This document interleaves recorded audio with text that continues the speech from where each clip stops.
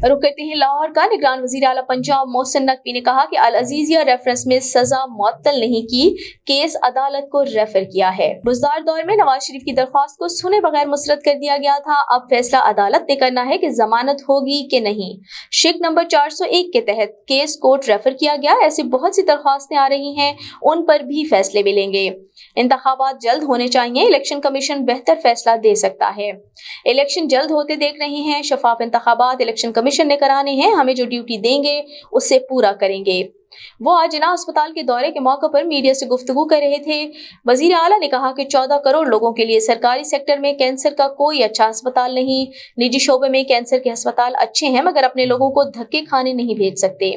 Manama में state of the art cancer अस्पताल बना रहे हैं। 3 माह में मनामा अस्पताल को कैंसर अस्पताल के तौर पर मुकम्मल तौर पर फंक्शनल कर दिया जाएगा।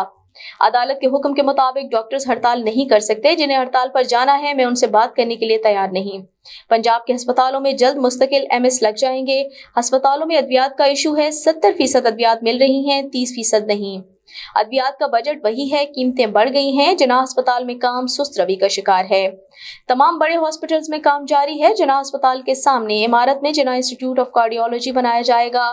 पीआईसी की तरह जिना इंस्टीट्यूट ऑफ कार्डियोलॉजी एक बड़ा इदारा साबित होगा।